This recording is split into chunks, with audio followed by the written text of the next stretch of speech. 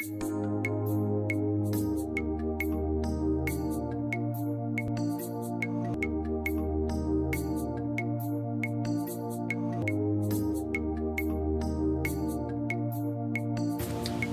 dans le Seigneur, je vous salue dans le nom de Jésus-Christ partout où vous nous trouvez. Et aujourd'hui, nous avons voulu partager avec vous sur un thème très important pour tous les rachetés. Et ce thème dit « Un homme comme moi ». C'est comme quelqu'un qui voudrait connaître son identité ou rappeler qui il est en Jésus-Christ. Un homme comme moi. Si c'est une femme, elle se dit « Une femme comme moi, une sœur comme moi ». Si c'est un serviteur de Dieu, il se pose des questions. Un serviteur de Dieu comme moi, faire certaines choses, toucher à certaines choses, aller dans certains endroits. Non, un homme comme moi. Et nous trouvons notre passage de référence dans Néhémie chapitre 6, verset 11. La parole de Dieu nous dit, « Je répondis, un homme comme moi, prendre la fuite. Et quel homme tel que moi pourrait entrer dans le temple et vivre? Je n'entrerai pas. » Ça, c'est un thème où Néhémie est en train de bâtir les murailles de Jérusalem tel que l'histoire nous le dit, même si je vais vous épargner de tous les détails possibles. Mais l'histoire nous dit que quand Néhémie avait trouvé que les murailles de Jérusalem étaient cassées, étaient détruites, et il a pris l'initiative d'aller rebâtir les murailles de Jérusalem. Alors, il a mobilisé les frères, les peuples pour pouvoir l'aider. Il a demandé même l'autorisation là où il travaillait et on lui a accordé d'aller rebâtir le temple, les murailles de Jérusalem. Mais quand il était en train de les rebâtir, il y avait des jaloux qui, eux, se retrouvaient dans ces ruines-là. Il y avait Sanballat et les autres qui, eux, étaient contents de voir les murailles rester dans la ruine détruite, que Jérusalem reste toujours dans la désolation. De façon que quand Néhémie a commencé à rebâtir les murailles, eux se sont levés, ils ont cherché des stratégies. Comment est-ce qu'ils peuvent arrêter Néhémie dans cette détermination? Comment est-ce qu'ils peuvent faire pour que ces murailles ne soient plus reconstruites? Alors, ils ont commencé à inviter Néhémie. Néhémie, viens, on va s'entretenir. Il y a quelque chose qu'on veut partager avec toi. Mais chaque fois qu'on appelait Néhémie, il disait, je n'ai pas le temps, je suis très occupé. Il y a des choses importantes qui m'occupent ici. Je ne peux pas venir. Ces gens ont fait des invitations jusqu'à 4 fois. Mais à tout moment, Néhémie disait, je ne viens pas parce que je suis occupé par l'œuvre de Dieu. Bien-aimés, dans la vie spirituelle, dans nos vies, dans le travail, dans tous les domaines, il y aura toujours des Sanballat. Même si tu fais du mal, du bien, même si tu fais quelque chose qui est bon, mais eux voudront toujours que le mal règne, voudront toujours que les péchés dominent. Même si toi tu vas prêcher que les gens croient en Christ, on va te dire pourquoi tu déranges. Alors que le salut c'est pour que l'harmonie puisse entrer dans les quartiers là où on vit. La Bible nous dit que lorsque les justes se multiplient, c'est pour la paix, c'est pour la joie, c'est pour la paix dans la cité. Mais quand les méchants se multiplient, il y a la ruine. Alors les gens qui cherchent la paix, souvent ils rencontrent toujours des gens, des autres qui se retrouvent dans le désordre. Quand toi tu viens amener de l'ordre, tu rencontreras toujours les gens qui sont déjà habitués dans leur désordre et ils ne voudront pas que les choses changent. Ceux qui se retrouvent dans la corruption ne peuvent jamais vouloir que la justice se lève et que les gens puissent voir que vraiment on combat la corruption. Parce que eux ont construit des maisons dans la corruption. Eux se retrouvent, les enfants étudient bien dans la corruption, dans le vol. De façon que quand toi, Néhémie, tu vas vouloir combattre les antivaleurs, ah, tu vas rencontrer ces gens-là. Ça sera un obstacle terrible, les Sanballat. Pendant que Néhémie veut rebâtir les murailles, et que le peuple puisse vivre en paix et que Jérusalem retrouve encore sa forme initiale telle que Dieu le voudrait. Mais Sanballat avec ses collègues disent non, nous devons empêcher Néhémie de rebâtir les murailles de Jérusalem. Alors Néhémie, la 5e fois, Sanballat vient en personne, il envoie la dernière lettre pour dire non, cette fois-ci, viens parce qu'on cherche à te tuer. Si comme tu es en train de reconstruire ces murailles comme ça, le roi risque de penser que tu veux révolter le peuple et tu te cherches à te positionner politiquement. Mais tout ça, c'était des choses qui étaient imaginées. Et Néhémie a répondu de la même façon. Mon frère, c'est toi qui t'imagines ça. Moi, je suis occupé à construire le temple, les murailles. Je dois rebâtir pour que Jérusalem puisse être encore dans sa sécurité. Parce que les murailles sécurisent la ville. Et quand Néhémie a trouvé qu'on les cherchait beaucoup, il est allé voir un prophète. Le prophète, malheureusement, il était aussi corrompu. Et le prophète lui a dit, oui, mon frère, quitte ta maison, viens. Nous allons partir avec toi, nous allons passer nuit dans le temple parce qu'on cherche à te tuer. Et c'est là que Néhémie a dit, moi, un homme comme moi, fuir la mort. Un homme comme moi, fuir les gens qui cherchent à me freiner dans l'œuvre de Dieu. Un homme comme moi, avec les autorisations que j'ai, avec tout l'appel que j'ai, fuir parce que seulement on veut me tuer. Je ne peux pas fuir. Un homme comme moi. C'est à ce niveau-là que je voulais qu'on partage un peu. Quand quelqu'un se dit un homme comme moi, c'est-à-dire il connaît qui il est. Il connaît la valeur qu'il a en Christ. Il connaît que pour qu'il soit chrétien, il y a un Dieu qui a abandonné le ciel et qui est venu mourir pour lui. Il a déversé son sang afin que lui puisse trouver la place devant Dieu. Il y a un homme qui a été tué pour que nous soyons appelés peuple racheté. Il y a un Jésus qui est venu et il est descendu alors qu'il ne manquait rien dans les cieux. Mais il a eu pitié, il a eu compassion, il a eu amour des hommes. Et il est venu, il a subi tout ce qu'il a subi pour que toi et moi, nous soyons sauvés. C'est-à-dire qu'en nous habite désormais la nature de Dieu. Nous sommes des dieux parce que Christ, qui est le véritable Dieu, habite en nous. Alors, un homme comme moi, il y a des choses que je ne peux plus faire. Un homme comme moi, il y a des endroits que je ne peux plus fréquenter. Un homme comme moi, il y a des amis que je ne peux plus avoir. Un homme comme moi, je dois chercher à plaire à mon Dieu tous les jours. Vivre séparé de tous ceux qui n'ont pas ma nature. Mais au contraire, je peux chercher à ce qu'eux aussi soient comme moi. Alléluia. Un homme comme moi, c'est-à-dire, c'est comme une sœur qui a retrouvé son identité. Savoir que Dieu m'a sauvé. Le sang de Jésus m'a purifié. Je ne peux plus vivre dans les choses où j'étais quand Christ m'a trouvé. S'il m'a ramassé quand j'étais impudique, je ne peux plus revenir dans l'impudicité. S'il m'a trouvé quand j'étais en train de vivre une vie où je gagnais de l'argent par la prostitution, je pouvais me payer des études, je pouvais me payer la maison, je pouvais avoir des habits somptueux à cause de la prostitution. Mais si Jésus m'a sauvé de cela, je ne peux plus revenir. Et chaque fois que la prostitution va me tenter, je vais me poser la question comme Noémie, une sœur comme moi, rachetée par le sang de Jésus, appelée à vivre comme sainte sur la terre, à prêcher les autres, à quitter le ténèbre pour venir à Christ, revenir dans des choses comme ça, je ne peux pas. Une sœur comme moi, sortir avec un papa d'autrui, moi, je ne peux pas. Une sœur comme moi, intercesseuse comme moi, mentir pour avoir à manger, je ne peux pas. Un frère comme moi, intercesseur comme moi, je vais aussi gagner l'argent malhonnêtement.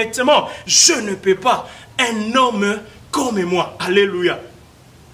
Ce qui nous pousse aujourd'hui à vivre des gens qui, malgré leur salut, malgré qu'ils disent avoir reçu le Seigneur Jésus, mais ils reviennent dans les choses anciennes. Nous comprenons que c'est juste une conversion qui n'a pas abouti. C'est une conversion inachevée. C'est l'exemple de Moab dans la parole de Dieu. La parole de Dieu nous dit dans Jérémie chapitre 48, verset 11. Nous allons faire même une démonstration. La parole de Dieu dit ceci. Moab était tranquille dans sa jeunesse. Il reposait sur sa lit. Il n'était pas vidé d'un vase dans un autre. Et il n'allait pas en captivité. Écoutez la conclusion. Aussi, son goût lui est resté et son odeur ne s'est pas changée. Je vais faire une démonstration pour comprendre l'exemple d'une conversion non aboutie, une conversion inachevée. Ici, nous avons l'exemple d'un homme. C'est la petite bouteille qui est trop sale, remplie de péchés de toutes sortes. Ici, je m'en vais contredire ce que Jean-Jacques Rousseau a dit, que l'homme naît naturellement bon, mais c'est la nature qui le déprave, c'est la nature qui le détruit. Faux. La Bible nous dit dans Jérémie 7 que le cœur de l'homme est mauvais par-dessus tout. Nous avons hérité la nature adamique. Nous naissons pécheurs. Voilà pourquoi la Bible dit dans Jean chapitre 1 verset 12 que ceux qui ont reçu la parole de Dieu, la parole leur a donné le pouvoir de devenir enfants de Dieu. On ne peut pas naître enfant de Dieu. On est pécheur. Tout homme naît pécheur. Voilà pourquoi mon illustration ici, je montre un homme qui est rempli de péchés. Cette eau sale ici, là-dedans, ça montre le cœur de l'homme. Aucun bienfait dans l'homme lorsqu'il naît. L'homme ne naît pas bon. L'homme naît comme Adam, pécheur. Voilà pourquoi même au bas âge, un enfant veut seulement trouver le mal. Un enfant veut seulement aller vers le mal. Il peut voir que, non, c'est sa soeur qui se lave là-bas, mais il a la curiosité d'aller seulement chercher à voir. Parce que l'homme est naturellement mauvais. Mais écoutez, ici nous avons l'exemple de Jésus-Christ, qui est cette grosse bouteille, très immaculée, aucune tache, un cœur pur. Mais Dieu veut qu'à la conversion, l'homme qui est pécheur rempli de mal vienne déverser tout son cœur en Jésus-Christ. Que tous les péchés entrent en Jésus-Christ pour que lui soit sauvé. Il faut que l'homme fasse ça. Il faut que tous ces péchés entrent en Jésus-Christ parce que lui, il est saint.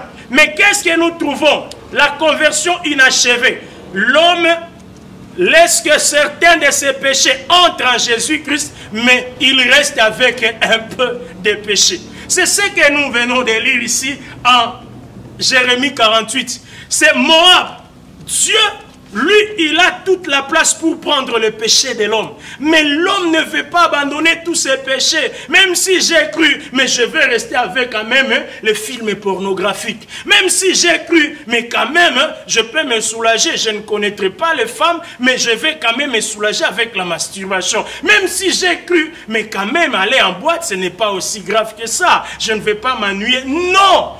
Dieu veut que la conversion soit complète, que tous les péchés entrent en Jésus-Christ et que l'homme reste propre. Mais beaucoup d'hommes font ceci. Ils restent avec une partie et c'est l'exemple de Moab. Moab est resté avec quelque chose, quelques péchés. C'est ce que la Bible dit. Il n'était pas vidé d'un vase dans un autre. Jésus-Christ est le vase où nous devons nous vider de tous nos péchés, de tout ce qui nous troublait, tout ce qui faisait que le diable soit content de nous. Mais Dieu veut que nous puissions nous déverser totalement. Et vous allez sentir que comme les péchés ne sont pas sortis tous, si tu sens, ça sent encore les mêmes odeurs. Si tu sens, tu vois que il y a encore de péché là-dedans. C'est ça la conversion non aboutie. C'est ce que Jérémie 48 dit, verset 11, sur Moab.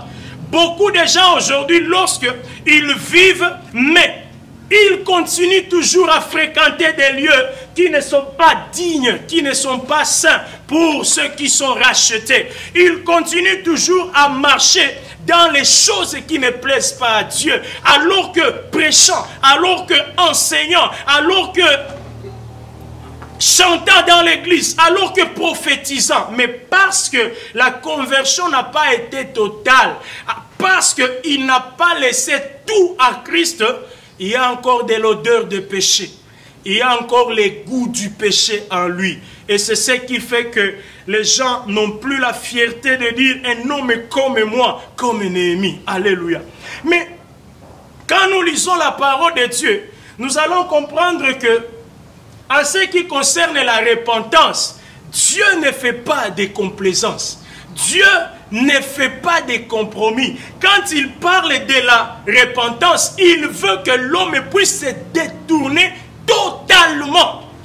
Nous ici au monde, en tant que pasteur, nous disons quoi? Quand quelqu'un vient de recevoir Jésus-Christ, nous disons non, non, non. Il va commencer à abandonner ce péché petit à petit. Il faut seulement l'aider. Il faut seulement l'aider. Petit à petit, il va abandonner la cigarette. Petit à petit, il va abandonner les putes. Petit à petit, il va couper son chemin pour les bars. Mais quand nous lisons dans la Bible en Marc chapitre 2, verset 21 jusqu'à 22, ça nous montre que Dieu, lui, en matière de repentance, il ne remet pas de main. Il veut que quand quelqu'un se détourne du mal, qu'il se détourne radicalement du mal. La Bible dit, personne ne peut prendre une étoffe neuve et la coudre sur un vieil habit. Ça, ce sont les notions des plus grands couturiers du monde. L'apôtre Paul dit, Jésus-Christ, il faut qu'il soit le premier en tout. Il est ressuscité, il est le premier né dans ceux qui sont ressuscités, qui ont continué à vivre et qui ne mourront plus. Il est le premier né dans tout. Même dans le domaine des coutures, c'est lui le maestro en coupe et couture.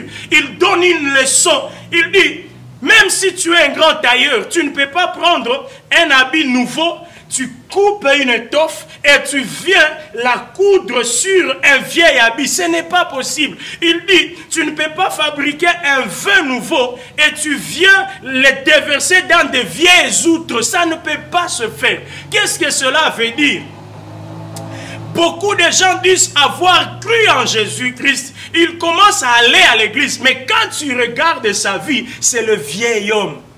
Donc tout ce qui a changé dans sa vie, je vais à l'église.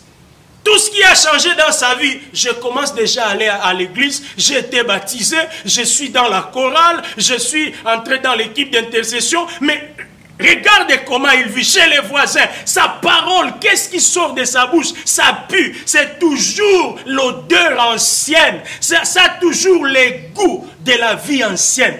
La parole veut que nous puissions croire et être totalement détournés du monde. Dieu, ce qu'il attend de nous, c'est la radicalité spirituelle. Je ne mélange pas. Si je suis sauvé, je suis sauvé. Et je ne peux pas être en même temps chrétien, en même temps païen. C'est ça, c'est que Dieu reprochait à Moab. Même s'il dit qu'il a été sauvé, mais il y a encore les goûts. Il n'a pas été totalement déversé de son vieil homme pour entrer vraiment en Jésus-Christ. Un homme comme moi. Je vais conclure en disant, mon frère, ma soeur, vous qui m'écoutez, rappelez-vous de l'identité que vous avez en Jésus-Christ. Nous avons été sauvés. Dieu attend de nous être radical, pas dans la complaisance. Chaque fois que le mal nous suit, demandons-nous, posons-nous des questions comme Néhémie. Un homme comme moi revenir sur ces choses? Dieu m'a sauvé de l'avortement. Une femme comme moi a avorté encore aujourd'hui. Et quel a fait le sang de Jésus-Christ dans ma vie? Si je peux revenir sur ça. Une femme rachetée comme moi, aller dans la cohabitation au lieu d'entendre mon mariage. Après avoir cru en Jésus. Non. Bien aimé, vous savez, il y a des choses qui nous étonnent, nous les pasteurs. Vous pouvez voir une sœur, vous la respectez beaucoup. Vous l'aimez, vous la considérez. Vous trouvez vraiment que c'est une sœur très sérieuse. Mais un jour, vous venez être surpris que non, elle est grosse. Elle est partie avec un homme. Et quand vous regardez de quel homme il s'agit, vous êtes déçus. Vous vous dites, mais comment une sœur comme elle? Au lieu qu'elle se pose cette question comme Néhémie, c'est vous, pasteur, qui vous dites, comment une sœur comme elle? Alléluia. Je voulais rappeler à une sœur que tu n'es pas n'importe qui. Une sœur comme toi, on ne peut pas la toucher par n'importe qui. Une sœur comme toi ne peut pas marcher comme tu marches. Tu as de la valeur.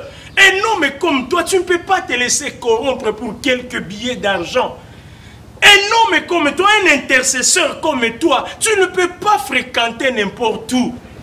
Écoutez, la crise qui est en train de frapper le monde aujourd'hui, le coronavirus, j'ai suivi un documentaire où quelqu'un passe à la télévision dire, on les appelle les comédiens aujourd'hui, mais ils disent des bêtises.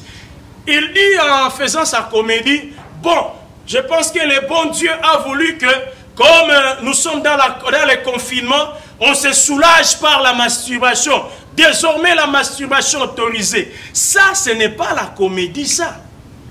Et aujourd'hui, beaucoup peuvent se dire, bon, Dieu peut comprendre, quand même, je suis séparé de ma femme, de mon mari, pendant tout ce temps. Je peux quand même ne pas connaître d'autres femmes, mais je peux me consoler, me soulager avec la masturbation. Bien-aimé, il n'y a aucune raison valable pour pécher. Il n'y a aucune raison valable pour pécher. Pour un enfant de Dieu, chaque fois que la masturbation te tente, souviens-toi d'où Dieu t'a tiré. Pose-toi ta question. Un homme comme moi, même si c'est un secret, ne le fais pas au nom de Jésus-Christ.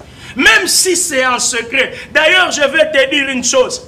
Craindre Dieu sans être suivi ni contrôlé, c'est de la maturité spirituelle.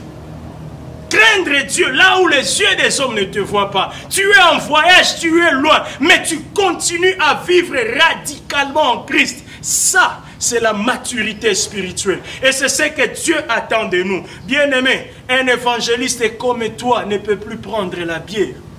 Un pasteur comme toi divorcé, non.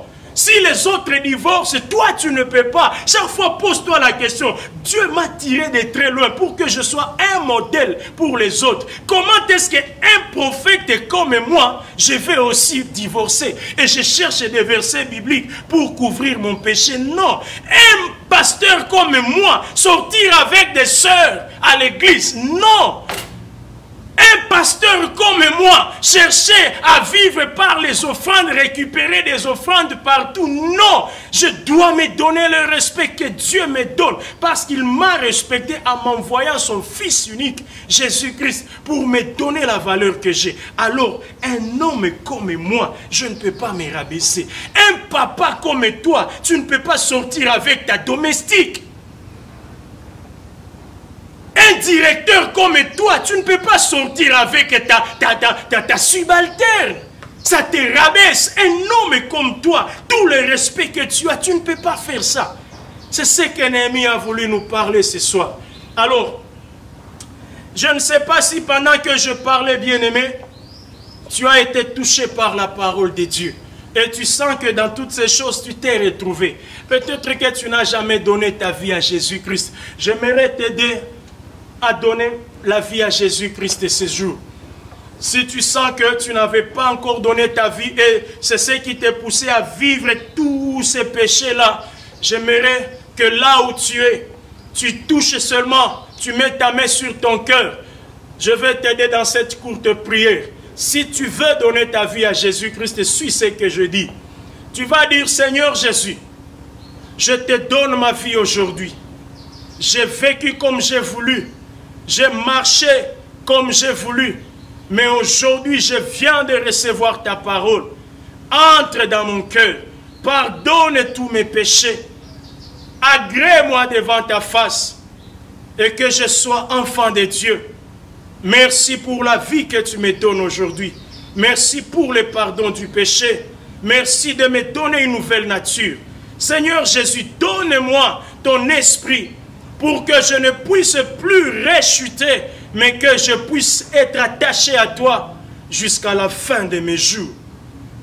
Nous allons prier maintenant avec les sœurs et les frères, les papas, les mamans qui se retrouvent dans cette parole, où ils ne se sont pas demandé quelle valeur ils avaient, mais ils se sont laissés aller dans le mal. Ils ne se sont pas posé des questions de la valeur que Christ leur a donnée. un homme comme moi, un intercesseur comme moi, un pasteur comme moi. Si tu veux revenir à Christ et demander pardon et demander une nouvelle force devant Dieu, alors prions ensemble avec toi. Seigneur Jésus, je laisse tous mes frères qui se sont retrouvés dans cette parole.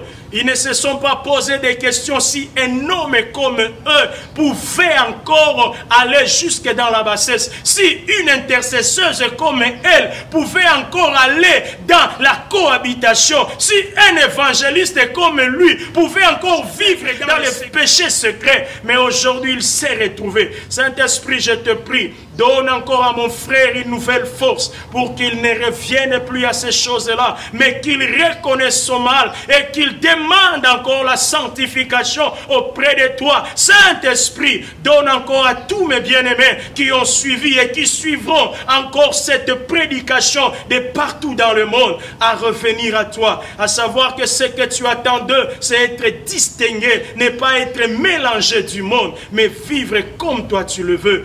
Bénis ta parole et que tout le monde soit béni partout au nom de Jésus-Christ. Amen. Que Dieu vous bénisse abondamment.